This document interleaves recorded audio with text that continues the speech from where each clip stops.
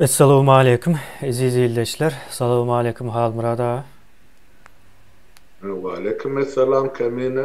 Hormatly vatandaşlar hemmeňize selamu aleyküm. No, Halmurad ağa goýmusunuz ýene bugün ikinji gezek görüşdik. Haýowy. No, Ana no, daha sonra arnaşlymyza aýtmışdym Halmurad agynda ýok. ha, aýtyp eleme Halmurad ağa. O, Ine Halmurad ağa bugün onluklar barada. Eýýäm köp wagtdan bäri şu temany täzeden gozgal diýip gozgap bilmän ýördük ýöne. Ine häzir geldik. O onluklaryň ähmiýeti barada. Halmurad ağa näme üçin gerek bize onluk diýäs, onluk diýäs. O bu onluğun o köp sadyň ýerine geçeceğine ve köp sady ýeňilleşdirjeğine ynanýas biz. O onu biz oýlap tapamyzok aslında da yani görýäs şo zady. Şonu hasam guramaçlykly ýa-da hemmekim bilsin şo zadyň barlygyny diýen ýalak bir manyda. O orta atypdyk geçenlerde. Şonu siz täzeden gurrun berseňiz Bolar gysgaragy aýtjak bolan, hormatly watandaşlar. Orluklaryň göredilmeginiň düýp sebäbi näme diýýär? Birinciden Türkmenistan 30 ýyl bäri daşky dünýäden dol izolýasiýada saklanyp gelýär, ýani informasiýa meselesinde. Ýurdun içinde, döwletde, hökümetde näme bolýar, adamlar behabar. Adamlaryň ýagdaýyndan, duçar bolan gününden, çekýän jebrinden, bir keselçilikden daşarky dünýäde behabar. Informasiýa gelýär, gata azyjyk gelýär, olum ýerine de hemmejikde barlap bolunak, hökümetem şolary basyp ýatyrmak üçin birli çareler görýär, ýöne olumyň diýen bolup baranok. Indi orluklar näme gerek bolar? Şol zerurçylykdan. Zerurçylyk nämeden ibaret? Şol Niýazyň döwründe ol bilenmek bir neslin ýadynda ýokdur. Ýa şol raklar bilýändir. Niýaz üçden köp adam köçede de, toyda da, hiç ýerde de ýygnyny öldärlip, ine şolar ýal karar çykardy. Üç bolup köçeden barýan bolsaň polisiýa. Ýa-ni üçin üç bolup ýygnaşdylar. Şolar ýaly ýagdaý bilen adamlaryň arasyny açdy. Adamlaryň gatnaşygyny bozdy.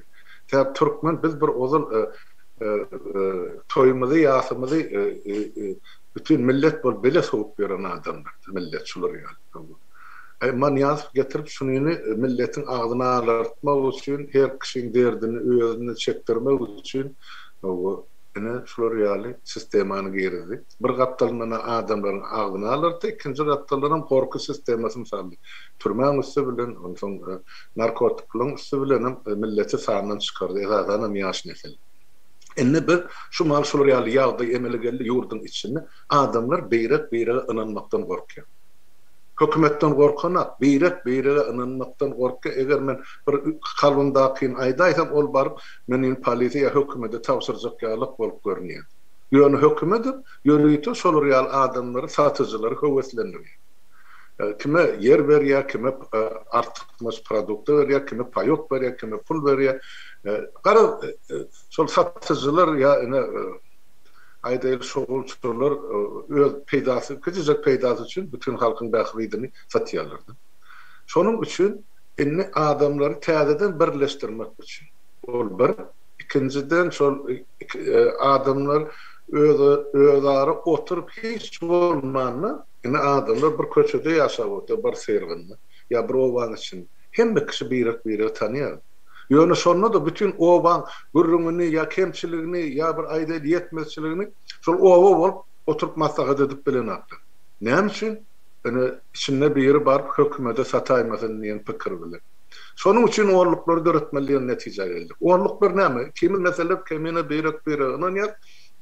Ýene de gapdalmyzda bar, ondan ýanlamy şolar bilen ene pikir alyp başlaýarsa, owaň içinde näme bar? Näme düzeltmeli? Nähil edip muny düzeltse boljak? Yani çıkarlığa tapmalı. Hökümetin ya prezidentin gurrun etmek gerekir. Hiç olmazsa oturun yerimizin şeýagindaki problemaları gozgap şoňun çıkarlygasyny tapyp bilsek, onda bizine ulu siýasatçy bolugymyz yerli maçtapda ýa yerli meşgulda. Ine şol orluklar, ine bir orluk bar, iki orluk bar, bir owada 5-6 sany orluk görese millet sanyna garaň. Ine bir gün bilmän galarlar. Şu obany, şu orluklaryň özleriniň dolandyrmagy mümkinçiliginiň, hakynyň, hukugynyň we güýjüniň gurbatynyň bardygyny. Ine şoň üçin adamlara güýç, kuwwat bermek üçin şu orluklar döredildi. Onu soňam ol bir günlük ya bir çärelik döredilýän orluklarda ol gelecekde de işläp durmaly. Elmida Enaýda ene bir obada arçyl saýlanmaly. Ene şoňky emani aýtsak, wezipany aýtsak, arçyl. Arçyl gelmem aşgabatdan adamla verilemeli. Ya welaýetden ya etrapdan ýok. Şol oban öz adamlar haýsyn makul bolsa, aýdy goýuna jaý bolsa, kim halkyň awraýyndan peýdalanýan bolsa, şol adamy arçyl bolmaly. Ene şol zatlar orluklar öz aralaryny ene maslahat edip çykaryp teklip edip hem saýlap ses berip saýlap bilýär. Ol arçylly mesele. Yerli geňeşler var. Yerli geňeşlere ene saýlanjak adamlar var. Olara menes orluklar öz aralaryny özleri teklip eddi. Şol adam goýsak ene meselem geňeşde ene biziň bähbidimiz ýa yerli bize gerekli kanunlary, yerli kanunlar üstüne işläp biljek ya, şonu kabul etjek, şoň esasynda da biziň durmuşymyz düzeljek ýa gowlaşjak diýen niýet bilen saýlap biljek. Bu iki. Yine orluklarını etmeliyiz. Üçüncüden yukarı işler var da. Yani kaydayıl parlamento saylanmak Türkmenistan. Onun orlukları öz aralarını maslahat ediyor. Kim var bizim etrafımızda? Ne atla buraya ya bizim derdimizi layık şu tayda goğap bilecek ya şu zatlar ortadan ayırmak için gerekli değerli kanunları çıkarıp bilecek, sonra yardım edecek, sonra şu kanunun işlemlerini yerli hakimlerden hem de yerli prokuraturadan talep edip bilecek haýsy şahsiýet bar. Ine şonu gelin saýlaýlyň. Ine orluklaryň ähmiýeti çok. Ilmidam işläp durmaly bolar. Mektepde de näme düzgün bar, çağılar wagynda näme bar, nämesi gowdal, näde şunu düzeltmeli, näde kömek etmeli. Ine şeýdip, ine şu işler ýola goýmak üçin şu bizim sütünmiz, bizim fundamentimiz şu orluklar. Yani Türk dilini alt yapıdı yani şu fundament dip alyan. Täze Türkmenistan şu goýulmaly fundamentini duran orluklar. Şolong üstünde soň jaý gurup boljak döwleti. O bolmasa ýene de diktatura ýykylýar. Şonun üçin ilkinji nowbatda orluklar adamlaryň pikirlenmek meseleni ukybyny täzeden gaýtaryp bermek. Birek pikir alışmak mesela hakkını, hukukyny, ynamyny gaýtaryp bermek. Ine şondan soňra adamlar özüni grajdanin hökmüni, raýat hökmüni, şu döwletiň eýesi hökmüni, topragyň eýesi hökmüni duýup başlarlar. Ine şon üçin döredildi. Ya döredilip gidip otyr şol orluklar. Ine ähmiýeti şundan ibaret genen.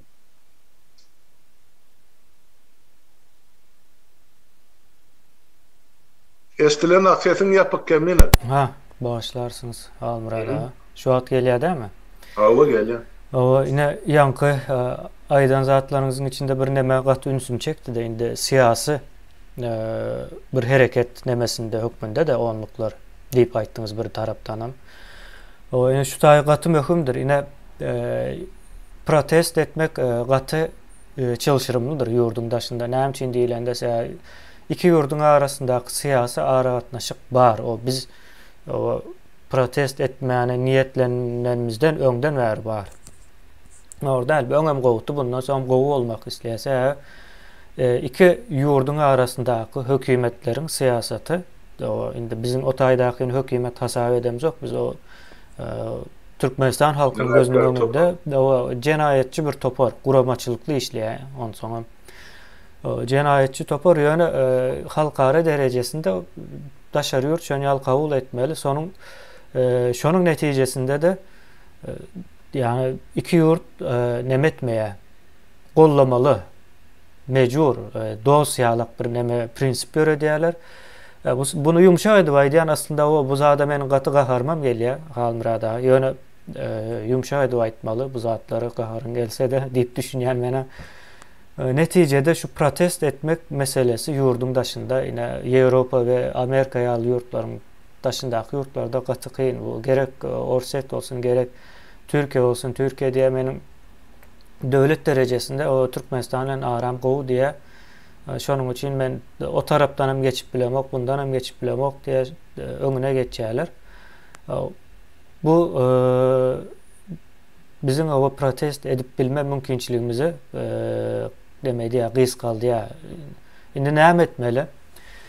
Yine biz şu nemeni gördük de halk o öz arasında gürleşip o havarlaşıp şu zatların maslahatını edip gelyen ekene. Bize medyası o belki köpçülüğe medyası neticede näme bolýar? Bunun adını koymalı bolýar. Onluk yani 10 adamdan keyin geçen ok şu toparlar. 3 olanlar var, 5 olanlar var, 7-8 olanlar var. En köp 10'a çelli gidip bilýär ve 10'a çelli gitse neticeli iş görkezip bilýäni gördük. Hem ansat toplan düşünşmekler hem ansat aralarında. Bularım köplenç garyndaşlar ya da yakın dostlarlaryň arasında gurulýan eken onu gördük biz. Ve şu zadyň bu guramaçylykly ve ady goýulan hökmünde dowam etmegini isleýäs. Näme üçin gerek? Ine bu taýa geleli. Halmurad aga siz aýdyp berdiňiz. Türkmenistanyň içindäki roluny çelli, ähmiýetine çelli aýtdyňyz. Ýöne ine yakyn wagtlarda birden hereket etmeli boldy. Aydaly ertir turduk o harekete geçmeli. Ondan halk o nädip harekete geçecek? Kim näme komandany vermeli? O nädip bolmaly? Diýilen soraw döremez ýaly bu gizlin bir mehanizmdir. Yani öz özüne işledýän bir mehanizmdir. Sen onluklar döredenden soň diýmek adamlar öz aralarında ulalaşyp näme ynanşyp bilýän ekenler. O ynanşyp bilýän bolsalaram yine harekete geçmeli deyip aydılan ýagdaýynda bir söz yeterli bolýar. Ondan soň köpçülikleýin köçe çıkmaly bolsa köçe çykylýar, hareket etmeli bolsa hareket edilýär. Yine bu adam vatandaşlarymyzyň boyuna düşen iň uly näme borçlardan biri. Yine näme hareket edilýär? Uly harekete taýýarlyk. Yine uly harekete şunuň ýalyk bir iç kısma bir taýýarlyk diýip aýtjak ben. Mesela ildeşlerimizin köpüsü döredipdir, o garaşýarlar. Yani döretmeýän böleklerim bar. Bunu hökmen suratda döretmeli. Mesela bu vatan neticede halka gerek. Yine halk eýe çıkmasa şunu ýankyýaly guramaçylykly jenaýatçy toparlar eýe çykýar. Bilýärse biz bunu açyr soğdan bäri gelýär, şu wagt Gurban Ulaçelli geçti. Sahnanyň arkasyndaky şahyslar entegem üýtgän ok. Bunu biz bilýäs. Halkam bilýän bir ýyldan bäri. Şu zatlaryň öňüne nädip geçeriz? Köpçülikleýin o bir hereket. Yani bir maksada hareket.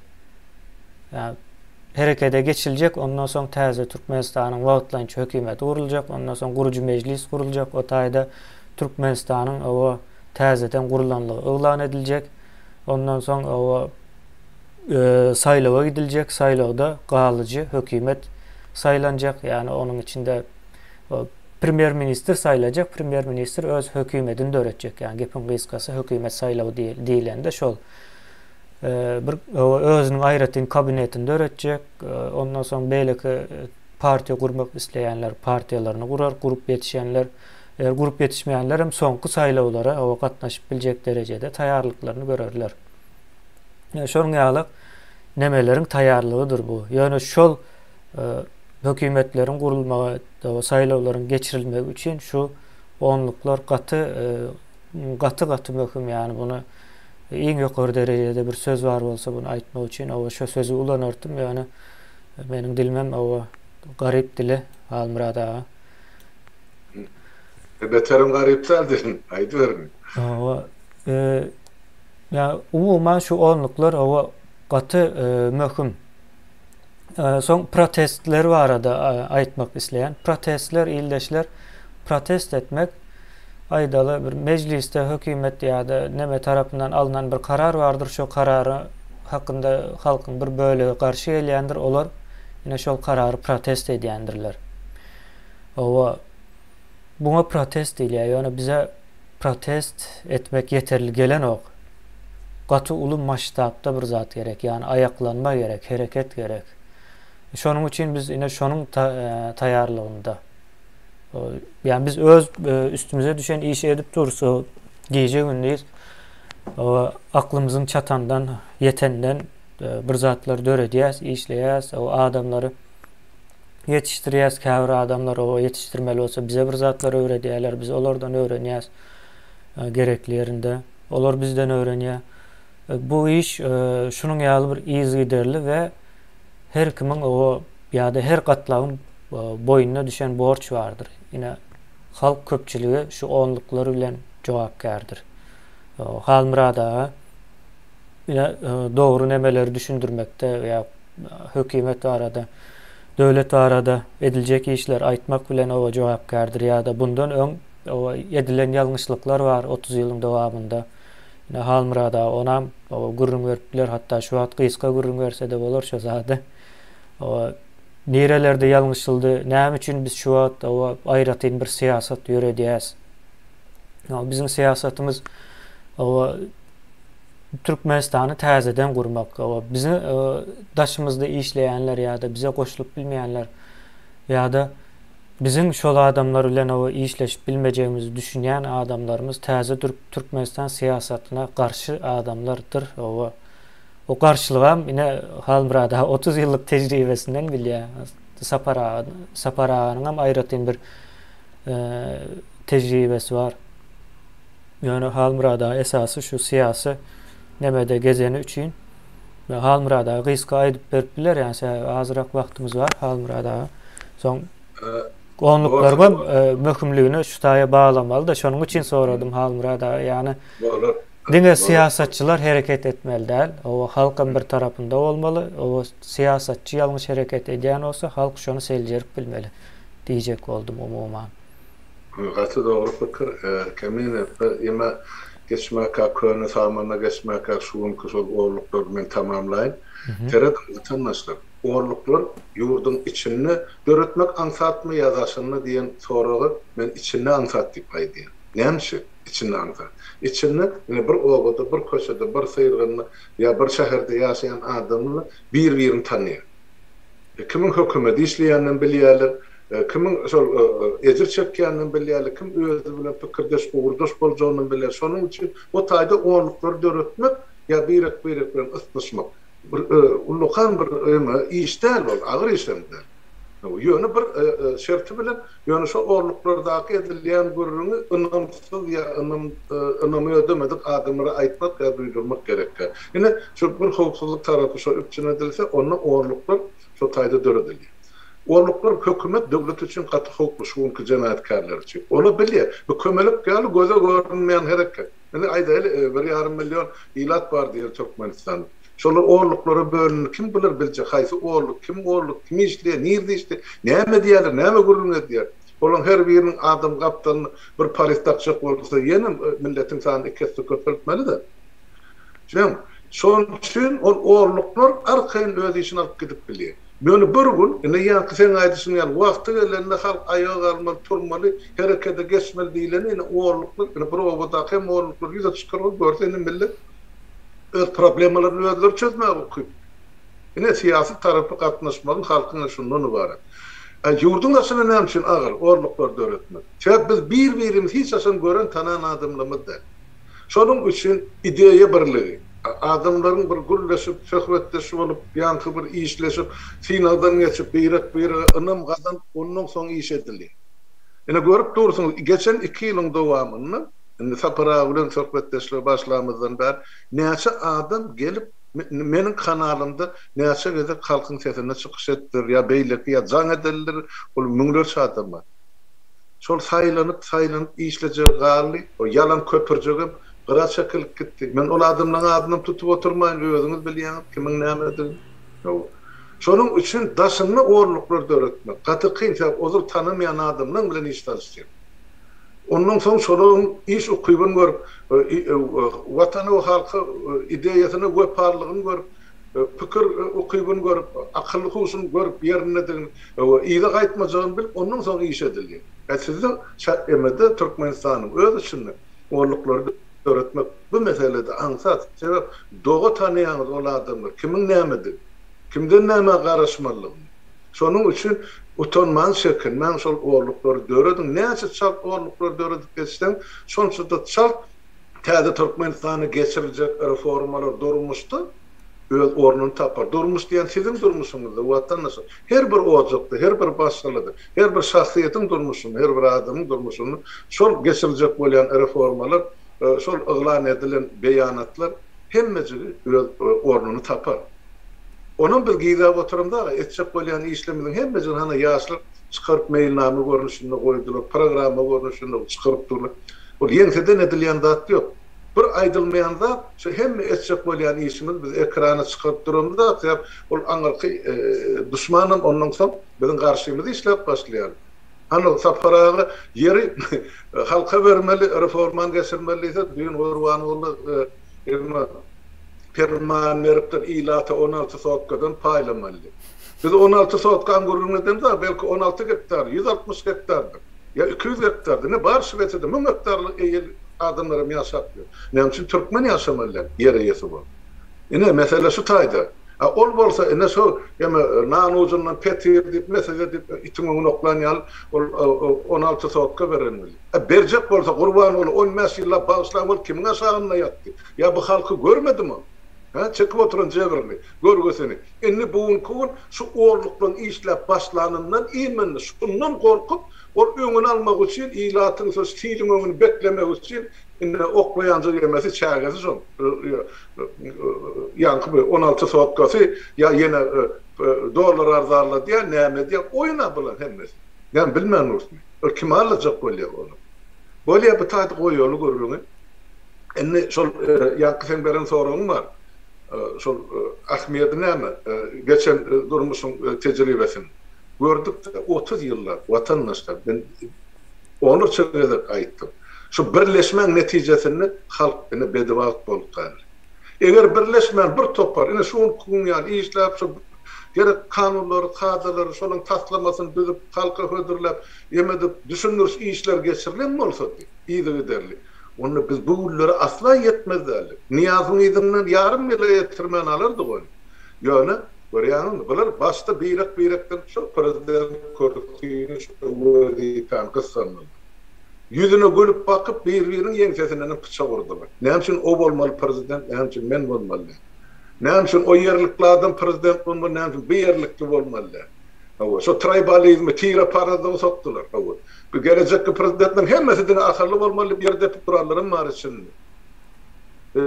Men efendim. Onun ne Türkmenistan düzetmeli. Bolmadı. 3 vezet birip, 3 vezet dağıdık, dargatdı şol hökümet. İçimizde öyle adamlar olmuştur. Kaptanımızdan koyup, ýeňsemizden depip. Yine bolun iş. Şonu 4-nji vezet gaýtalamagy hiç kimi ýol berjek gal, özüm adirken. Saparağı da şol tarapda. Ömrümüz, yine ömrü koyup gitti. Eger bolýan bolsa, näme üçin biz ýurdumyzyň içinde işläp, öz halkymyz bilen abada jyby bolup, täze Türkmenistan gurmalylar. Gururdygym şonu, ederdigim. Keredik görün 90-njy ýyl halk öz ýeriniň suwunyna ýetip bolsa, geçen 26 ýylyň dowamyny ne derejelere ýetirdi?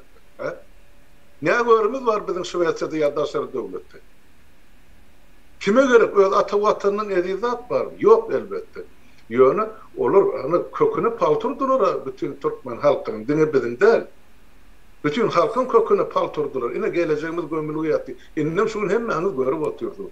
Şol ähmiýet şoň üçin biz birleşelim. Yok men elbidamaýdyk gelin. Bir uğra taraf. Bilýän jaňyzy edindi. Ana öňümizdäki düşman ana şol jemaatga topar. Nähir şonu täsir edip bilýän bolsaň, nähir şonyň tahtdan düşürip bilýän bolsaň, hakimiýetden daşlandyryp bilýän bolsaň, ýetiberin. Bizim özümizde laýyk adamlar bilen, pikirdeş adamlar bilen kime ynam bilýän bolsak, ine şolar bilen edi bu. Ynam gerek. Taparan bir söz var, benim indi Türkçäni öwrenip gitdim. Näme samimiýetdi. Şo bolmasa, onu bolunak hiç bir iş vatandaşlar. Bire ınam bolmasa, hiç bir işin başına barmak gerek gel. Ol eýap işin bolmajagydyr. O doğun çağan öyle doğuracak bolup, näme gerek 9 aylap göwreli gelmek. Biziň kim şol, biz şonu etjek gel. Etiversin kim näme bilýän bolsa. Ýöne birinin üstüne pitçin atıp, birini garalap, özün atyjy görkezip bolup, kime gerek? Biziň hemmämize bahany barymyzda halk bersin diýip aýdym otyrum. Geçelim hemmämiz illüstrasiýadyr. Kim halka, döwlete, millete, hökümete garşy hereket edip, näme edipdir? Kimiň emlägini ýipdir? Bersin jogam kim bolunur? Hemmämiz şo elekden geçerilip aýdyp otyrum, bundan başga näme gerek bular? Ýöne gerekler düşnükli. Şu adamların şu ideýasyny başa bardyrmajak bolýar. Ozal diýdiler, ine Halmurat bilen Sapar ikisi ine hakimiyeti öz aralarında paylaşıp kökmeri varlık etjek. Inni ýaşlar çykyp orta goýumyzda inni näme bakanymyz diýe. Çıkarsın özleri. Onun oňuşy bilmeýän zady öz aralarını ine 2 ýyl bäri bir ılalaşyga gelip bilen atdy. Öz aralarına bir adım şekilli bir diskussiýa gidip bilen atdy. Pikir azatlygy ýok. Birek dinläp bilen atdy. Ýene de bizi gelin şu takdir bizi çagyrar. Näme üçin biz barmaly? Näme esasyny? Ya näme hasabyny? Ya näme maksat bilen barmaly biz? Şu içine hele bilerim geldi. Ben şundan sonra bulara söýüşdi diýdirmek üçin. Yok gerek. Bizim uğrumuz birde. Siyasi tarafımız birde. Vatandaşlar yine bir yerde kaytaraydı. Bizim gözümüzde tutduğumuz Parlament Respublikası hükümet başkanının premier minister öz hükümetin öz kabinetini düzüp beni işlep başlayıp parlamentten razıylık alınmaz. Olur hazırım şu prezident kursuzluk yapışı var. Ondan şu real adamda bilen ben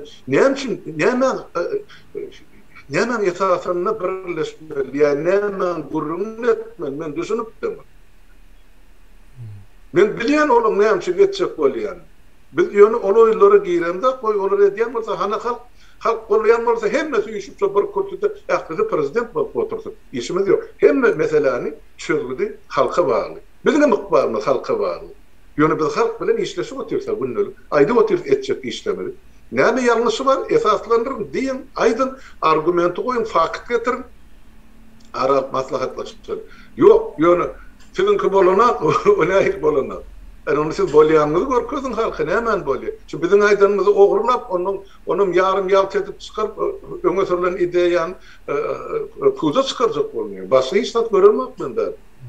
Ine gysga saýtsam şeýle kemen. Sağ olun Halmurada. Ine şu neme vardı? Yani görünmeyen 30 yıldan beri halk aktif delti şu işin içinde delti. YouTube yoktu. Sapara aýdy şeýaly iň ağzından. Ondan soň şu zatlar görüp bilen okýany o zatlary gören adamlar aýtmak o mecburiyetinde mi kendi pikir edýän. Şonuň üçin Halmurada size täzeden ýene soradym.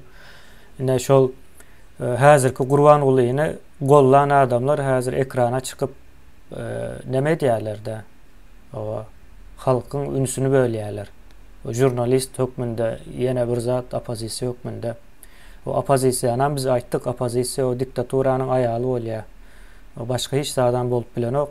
Sebäbi o ak bilen gara o bir-birine garşy zat däldir. Bu bir-birini tamamlayan bir zatdır. O ýa-da uzun kelte diýilene o diktator o pozisiýa o şon ýaly zatlar bolýar. Soň o işler bilen ýören ok o zat. Yani ideologiýa dogry goýulmaly. Yani ýurdun problemalaryny niresinden tutsaň elinde galýar, gopup düşýär. Ondan soň näme diýen? Halmurada mejbur diýen şu zady o düýünden täzeden gurmaly diýende. O bir ustany çağırsaň o şu zat o nähile etmeli o oňurup bilýärmi diýip soraýarlar. Usta da oňurar ýalda täzesini al diýärdi. Şol Türkmenistanyň ýagdaýy şu, täzeden gurulmaly. Ine täzeden gurmak üçin o päskel berjekler var. Kimler päskel berýär? Birinciden Ors ideologiýasynda bolanlar çykyp bilmä, gezip görenler var. İkinciden hem wagtynda halka, o ýurda düşmanlyk edenler var. Yani illüstrasiya meselesi Halmurada'nın häzir aýdany vardır. O illüstrasiyadan geçip bilmejek adamlar o yalandan hökmen suratda ya opozisiýa bolmaly ya jurnalist bolmaly. Duruzmaly, ine şu gidip barýan hereketi duruzmaly. Sebäbi näme üçin şu hereket diýip aýdýan? 2 ýyl bundan hem ine Halmurada bilen Sapara bardy. Ondan soň biz goşulduk. O hereket ulalyp gitdikçe soň näme etdiler? Şu hereketiň öňüni almaly diýdiler. Çıktılar aýratyn o bir zatlar gurdy, yani birleşmäni o aýratyn bir ýere çykýarlar, ondan soň uzakdan durup birleşeli diýip gyrýarlar. Ine bulam logikanyň hiç bir ýakynyndan geçýän zat däldir illeşler. O siz ýokken biz bardyk diýip biljek ýagdaýda biz häzir. Biz şu pikirleri entek ekrana çykarman käk pikirlenip gürleşip ýören wagtymyz. Şu wagtlar ine Halmurada ine partiýa gurulsa näil bolar diýip men soran wagtym barda. Partiýa o çözülmez, partiýa ortalygy garşdyrar. diýilen näme bar. Ondan soň pikirlenýär o Türkmenistanyň ýagdaýy ne çözmek üçin o partiýa ýetmeýän bolsa problemasy näme diýip sorap bilýär bir adam özüne. Ondan soň problemanyň çözüldüğünü gözleyen wagtyň ine iki sancak söz çykýar. O täze Türkmenistan. Başga hiç zat çykan yok yani. Şunun bilen çözüp bolýar. Täze Türkmenistanda nähil problemler, yani esasy göze görünýän problemler aýdyp geçeli Halmurada. Diktatura diýilen problemany çözýär. Diktatura diýen problemany çözenden soň diktator özü gidiyor. Diktator bolmaly däl, diktatura bolmasa. Bu bir. İkinciden halkyň bilimsizligini çözýär. Täze Türkmenistan. O halky bilimden uzak däl, o bilime ýakyn etjekdir. Bu bir. Üçüncüsü, o halky nirede bolsa da gorajakdyr. Ya halkyna eýe çykjaktır. Yani bir döwlet bar bolsa, ol hökmän suratda halkyna eýe çykýar. Eger eýesiz bir halk bar bolsa, diýmek döwleti ýokdur. Buna ama unutmalıyın. Şu wagt 2 milyon halk ýurdun daşynda galyp, öleni ölen, galanı galan, aç bolup ýöräni kim, işsiz bolup ýöräni kim, kesel bolup ýörenler kimler. Şo zatlary görüp bilýän bolsaňyz, diýmek döwleti ýokdur. Bir sany Amerikanyň bir watandaşyny görkezin, ýa-da Angliýanyň, ýa-da Şwesiýanyň daşarlarda, o köçelerde galyp ýitip maskara bolup ýören.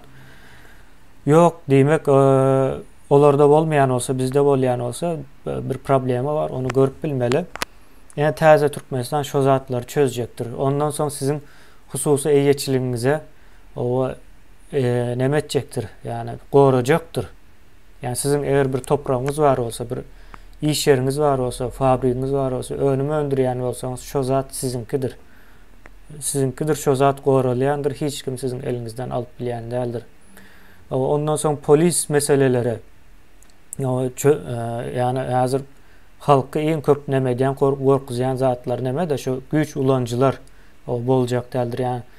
Şonuň ýaly göze görünýän hazırky problemalary sanap berdik. Şolary çözjekdir. Göze görünmeýän hem milyonlarça problemi var Türkmenistanda. O zatlar hem çözüljekdir. Nesip bolsa täze Türkmenistanyň maksady şoldur. Bizem nemedir?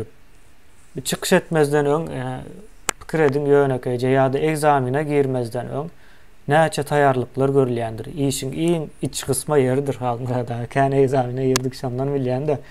Egzaminiň özem o 1 saatçyk sürýär, ýöne şu 1 saat üçin o 3 aylap, 3 ay 4 aylap taýýarlyk görýär. 1 saatçyk egzamin, ýöne biz giden o döwleti täzeden gurban gurun edýär. Şonuň üstünde işlenýär, gaçyçylçyrymlydyr. Aýdylan zatlaryň köpüsi köp adama düşnükli bolman bilýär. Biz görüp durus dese. Ansat zat däl, halkyň köp böyle bilimsiz galdy. Ýa-da iş, garypçylyk bilen o bilimini alyp bilmedi. Näme sebäbi bar, yani şu zatlara o düşünmezliginiň sebäbi bar. Şonuň üçin şo zatlary göz öňünde tutup edýäs. Yani bu zatlara o etmek üçin hem halkyň iň gowy edip biljek, elinden geljek işi var, hereketi var, yani boyuna düşýän borcu var. Olam onluklary döretmekdir, yani şertdir bu yani. Sizin üçin, çağalaryňyz üçin, özüňiz üçindir, yani bizim üçin däl. Biz olmasak başga birler eder, yani bu etmeli wagty gelse bu işi. Hamra da men şonu aýtdym, aýdaýyn dedim. Karşı doğru kemin aydyan zatlı adamlarım dinlep otyr vatandaşlar.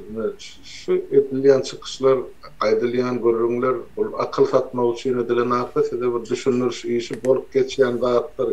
İlk baştan biz bilmeli näme bolup geçýän. Ondan soň şoň çözüldüğünü gözlemeli.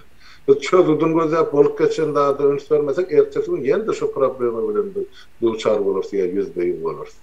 Şonuň üçin bu zatlary bilmek, netije çykarmak hukman zerurçuluk diýip hasap etýär. Wajibinde zerurçuluk. Şondan soň biz biraz herekete geçen ýagdaýymyzda ýalňyşymyz bolmady diýip aýtman, ýalňyşlaryň gat'a ýalňyş.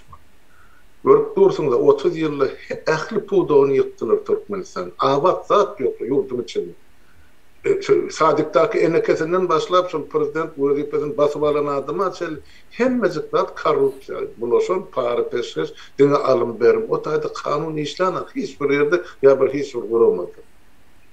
Ondan şu zatlar bir täzeden normal başlayacak bolsa biz halk bol şu zatları özümüz tayyar bolmaly. Şu zatlar biz isleýärmi? Şu zatlar biz etmekçimi? Etmekçi bolsak onu biz özümüz nädip gatnaşmaly, näme etmeliýän soraw bar. Ine şoňa da şuň jogabyny berip otur. Ýene bir gede. Öz etmeli işlem. Isnışyň beýrak bilen. Bar problemlaryň gurrun nedin öz araňyzda. Ondan şu tadı çözgüdü nahil vardı. Şun pikir nedir? Şun tapağınızdan son siz eyyam veli. Özünü tanan veli diye Türkmen. In akıllar adam biri öyle özünü bilsene etçer işin bilir. Şunu bilmen hiçbir işin koluyuna baranın peydası yoktu. Netice yok. Sen yan burada da aytıp geçtiğinde ne şu halkımız 30 yıllık ılımsız bilimsiz kör koydular. O yürütü edilen o zulüm. Halkta günah yok. Ben halkımız şu meselede asla günahkarlar.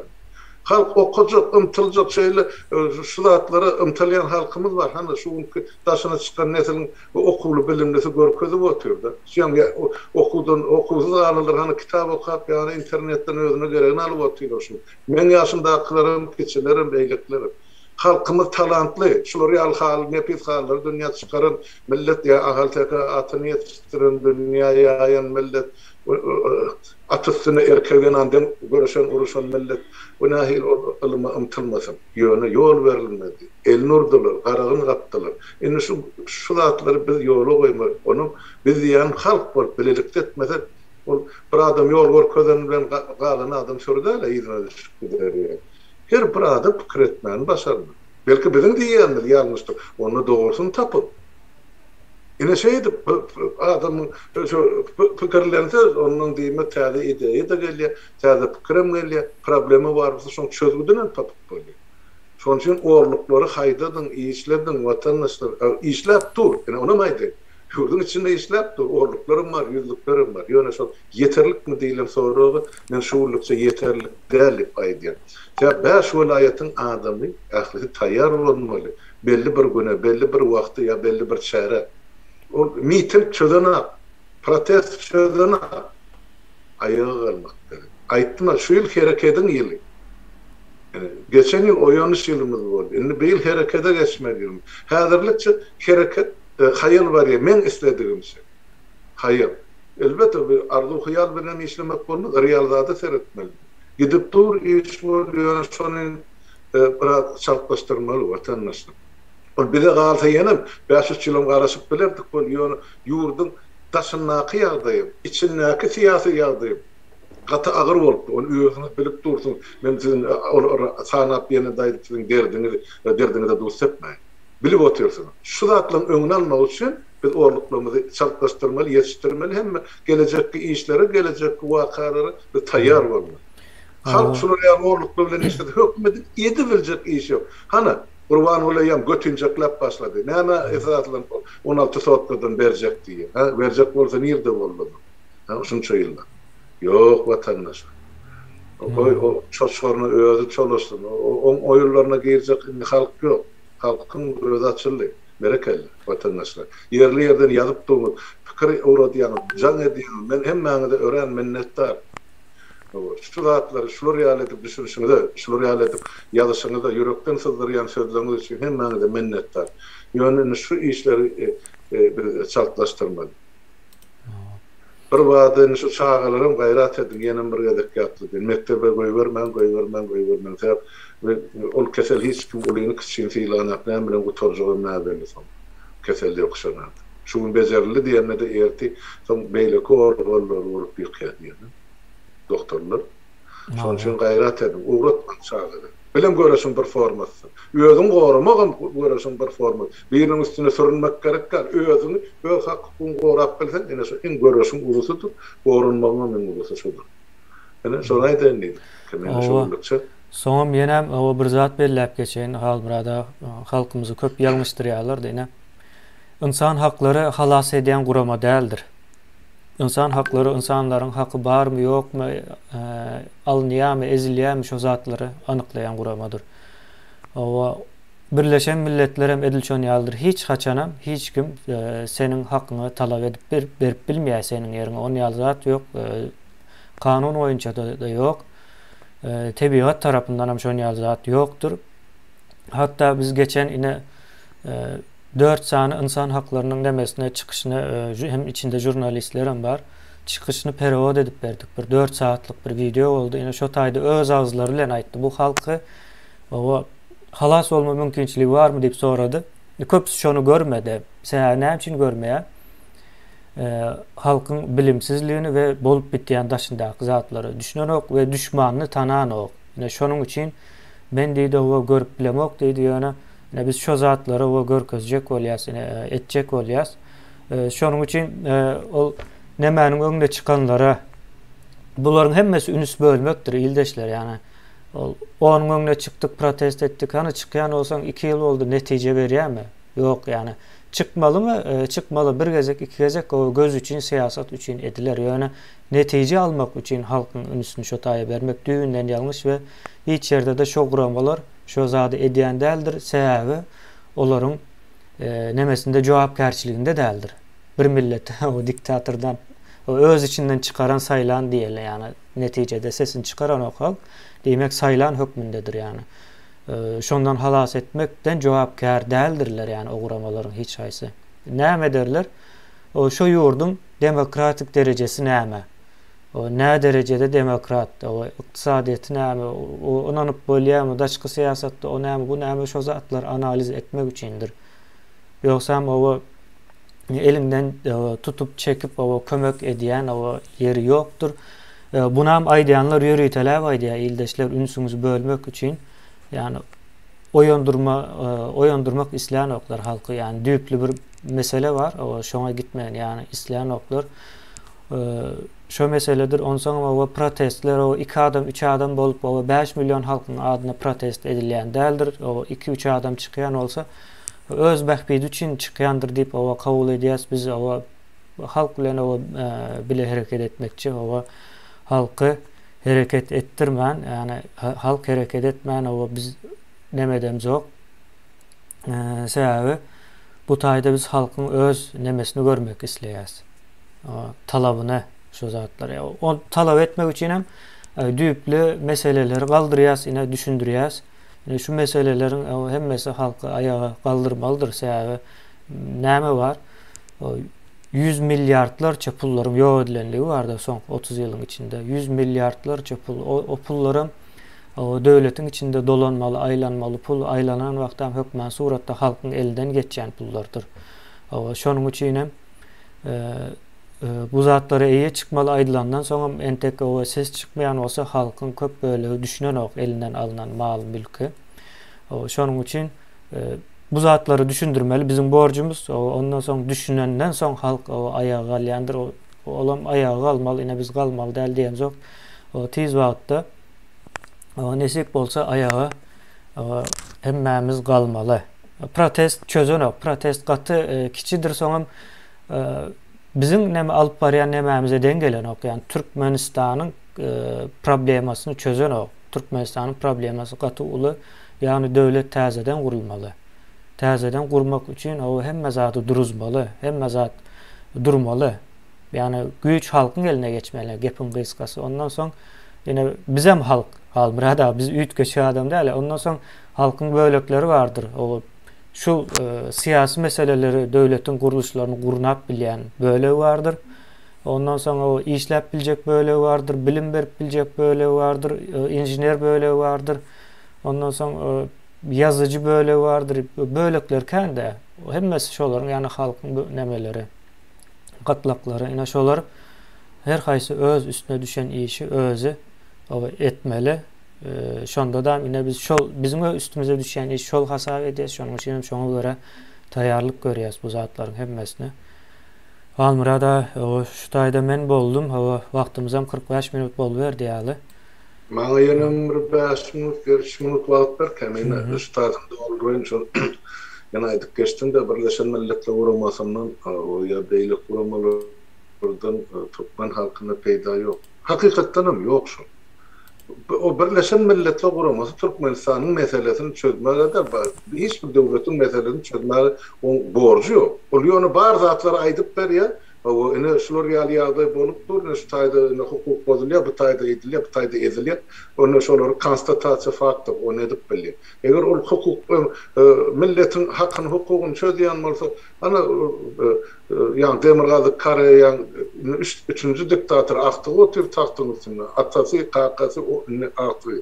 Näme üçin onu şo kritika bilen onu Birleşen Milletler Guramasy wezipesinden çetleşdiren ýaşa rejim ýykana. Yok, onların hukuku yok. Yani 48-nji ýyldan beri Palestina urşugy dotyr İsrail bilen. Eger Birleşen Milletler Guramasy şol problemany çözýän bolsa, çözerdiler. Yarım asyrdan köprak bar urşugy dotyr. 60 ýyldan, 65. Ne seredin? Inne şol çözmeýärligine men diýerşaý. Watandaşlyk ynanaýma.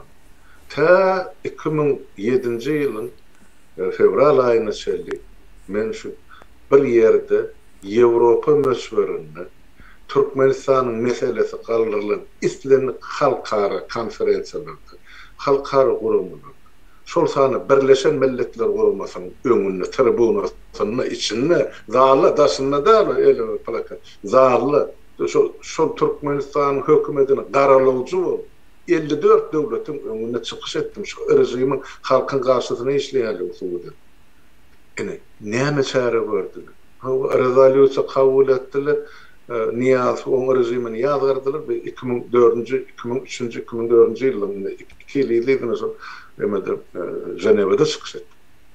Ženewada ýa-ni Birleşen Milletler Guramasynyň baş kantory dünýä kantory emede Amerikada, New Yorkda, Ýewropa kantory emede Ženewada, Şweýçariýa. Hani netice? Yo, olarak kuruluşunda yok. Ama aytmadık fikirim, getirmedik faktlarım. Yani şular ýaly papkala vertildi. Hani netice? Hiç de. Olara dine informasiya. Paltam daşa degenden soň 2007-nji ýylda aýtdym. Gabry bolsun, men şolaryň hiç birine barjadan da, gatnaşydan da çözüm aýtjak. Men ol hödür keremine mätäz adam däl ýa, ol tölejek bilýärdi bilen o tak aýlanyp, bu tak baryp atelde ýatyp, mugu çöregip ýygyma gaýdar ýa. O taýda halk, bedewat halkynyň gurulun edilipdi.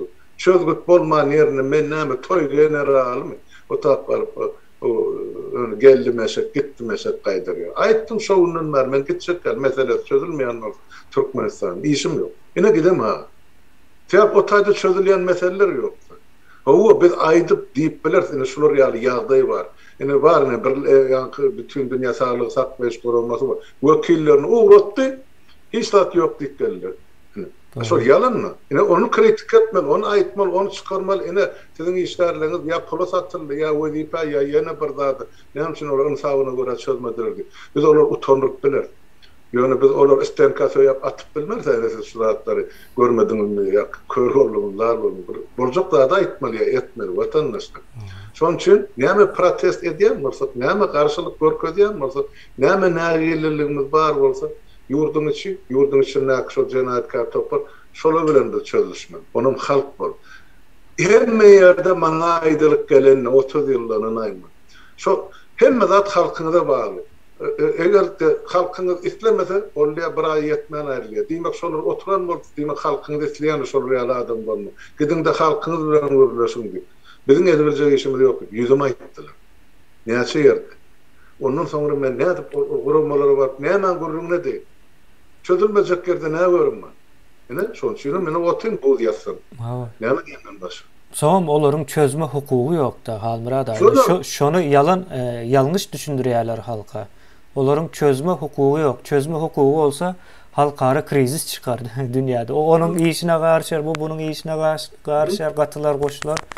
O şonuň üçin maslahat berici güýçleri bar, olam maslahat berýär, şunu diýdim, şu bolundan şunu çeýdim, meni beýdim diýip. Istese de islemese edene. Näme üçin şu haram rejim 30 ýyl bäri halkara gyzyl ýarym aý jemgyýetiň wekillerini Türkmenistana salan türmeleri barlama. 30 ýyl. Diýip dilimi sıpırly halkara guramalarym şonu talap edýär. Hani sallymy Niýaz be gurban bol ýurdun içine. Nira yitirim bol onlar sadım türmelerde. Ho vatandaşlar onu halk etmese, halk düzeltmese, hiçbir devlet etmeye sonra düşünün. Ağlasak gözümüzü yanlak bilen süpürmeli. Bize getirip o eliyalık verecek devlet ya millet yok ya kuramı. Ne size değerlen doğru haber değil şey Türkmen'in men size sonaydı. Özümüz yine de öz canımda ağrım sarıp etmedi hiç de düzelmeye sotay. Nawa Halmurad ağa. Şuday bollam edele, o kan uzak olmasın. Böyle sonra var mı bize ya yok mu? Soru yok Halmurad ağa, edil soru yok. Men okap durun yani komentaryalar bugün gatıkan yazıldı. İldeşlerimiz öz pikirlerini ayttılar. Sağ olsun. Yanılmazlar. Bereketli atımlar. Netice çıkarım vatandaş. Hemmemizin derdimiz. Onu hemmemiz alat etmesek vatan ellerini edip bari. Bu hareket yani bu ayağa kalma olmalı protest kicicek bir zattır protest kiçi meseleler çözýändir onu soňra çözmänen bilýändir ýöne ayaklanma diýilen zat hemme problemalar çözýändir kökü bilen çözýändir ine biz şo zada nemetmeli ine onluklaryna maksady şoldur uludan hareket etmek isleýän olsak onluklary döretmeli onluklar soň birleşip milyonluklara çelli gidecek de. Milyon olsa sanımız o 4 milyon 5 milyon olayan olsa şonça derece çıkmalı şol neme. Ondan köpelmeli. Halmurad ağa onda sağ olun. Bugün benim bilen çıkış edeniz için. Sen sağ olun. Aydan pikirlerin üçin vatandaşlar dedim okan görün koment yazın ya özünüzde netice çıkarın. Yani harekete geçmen vakti yetti. Gayret edin. Şu orlukları yattan çıkarma, bırakın şu çağrıları mektebe vermek. Yine benim sizden edecek. İki haişim şundan var. Sağ olun. Hem ben de sağ olun. Sağ olun.